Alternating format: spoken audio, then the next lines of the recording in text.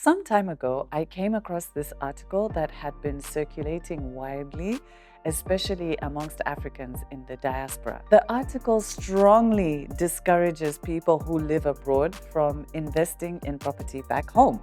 Now, I've seen many versions of this type of article, many types of these arguments that keep popping up on social media, and it always gets a big reaction. So clearly, it strikes a nerve.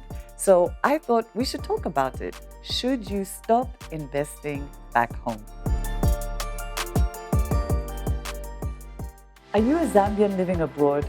Have you ever started the year with big property goals only to find yourself not following through? Lucky for you, we've got just the thing for you. Join us for an exclusive session where we're going to share proven strategies to help you set, plan, and achieve your property goals for 2026. If securing your financial future through property is important to you, then click the link below to sign up and create a solid plan for 2026.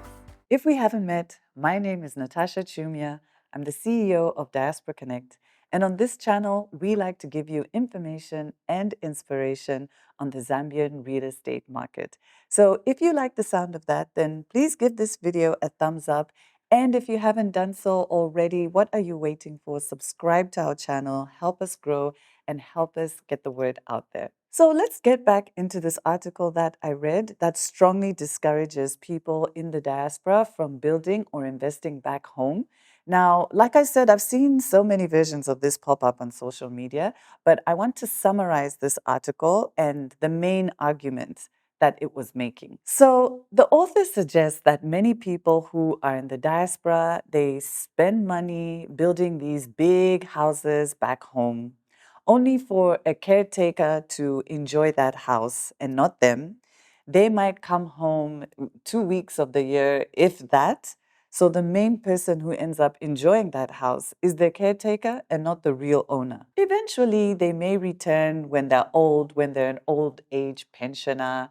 And by that point, the house is worn out, it's run down, it's not even really fit for purpose anymore. Maybe it even has certain things that that person can't even use anymore, like a staircase. Maybe they're too old to even go up and down a staircase. So, those that agree with that point of view, they argue that people are sending all this money back home to build these oversized houses, 9, 10 bedroom mansion. Construction is taking years. It takes 10 years plus, and they're still building, almost as though that money is going down a black hole. Worse still, they say that you're sacrificing your quality of life there in the diaspora because you might be living in very cramped accommodation, like a bed sitter, just so that you can send all this money back home to build this mansion. And also that a lot of people are just building to show off to their neighbors, their relatives, their friends. So the core message is stop neglecting your life. Stop wasting your time and your money for a future that may never come. You might even die before you even enjoy that big mansion. Now, you guys know that I'm a lawyer, so I like to look at both sides.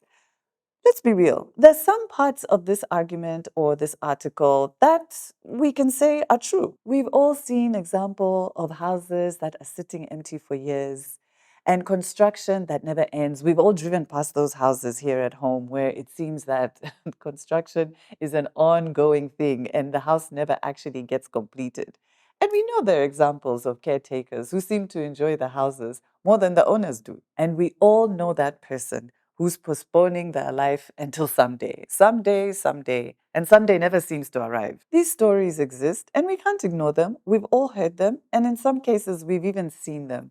But I don't think that this really defines the diaspora experience. What I found really interesting when I read this article and so many of these things that I've seen, which are similar in nature, is the number of people in the comments who always come out arguing against this point of view.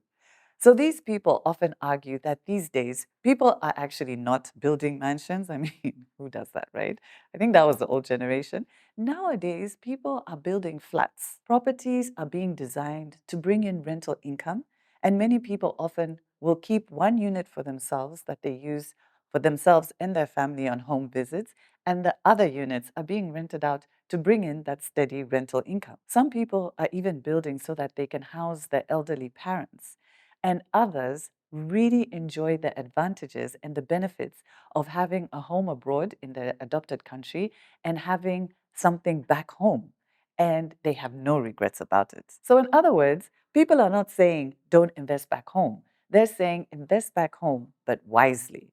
And I think that distinction really matters. So, this is where I also want to add my own perspective to this debate that I see popping up from time to time. From what I've seen, many people in the diaspora actually invest and buy back home for emotional and identity reasons. So many of our clients have told me that no matter how long they've lived abroad, they might even have the passport of that adopted country. They might be married to someone from that country.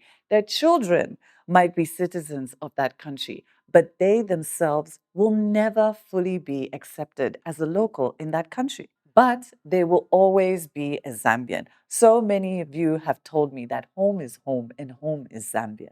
So, property back home isn't just about bricks and mortar. It's not about showing off. It's not about ego. It's actually about identity, connection, and belonging. Secondly, I've seen a real shift in when people in the diaspora are perceiving themselves coming back home.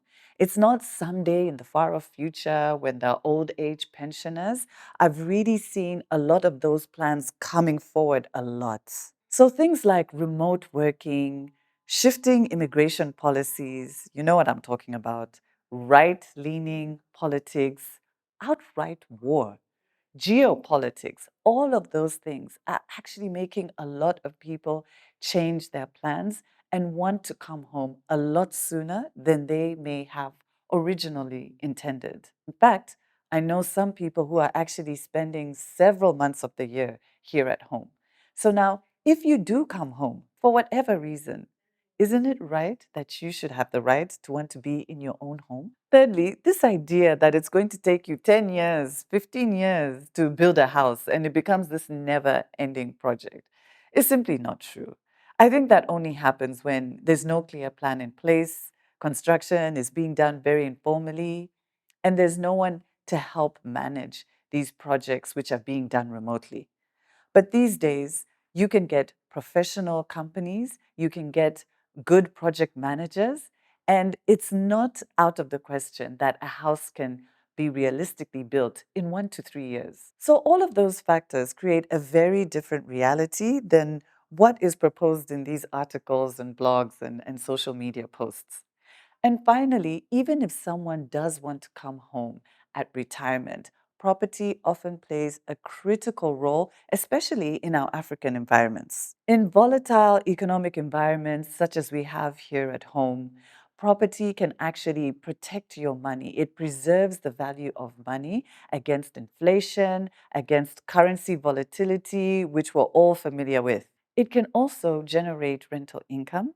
So, if you are coming home for retirement, that rental income can give you a wonderfully comfortable retirement because, as we know, house help in Africa is very affordable and you get to retire surrounded by family, friends, and your grandchildren. What could be better? Now, I don't think that that's a waste. I think it's actually being really strategic. So, for me, the real issue isn't whether you should or you shouldn't buy property back home. The real issue is how you do it and why. Problems arise when property decisions are done with ego, pressure, fear, or even unclear timelines. But when property is planned intentionally, using timelines, looking at property usage, also looking at something critical, your stage in life, then it can be something that can really add to your life now and in the future. You don't have to live poorly now so that you can live well later.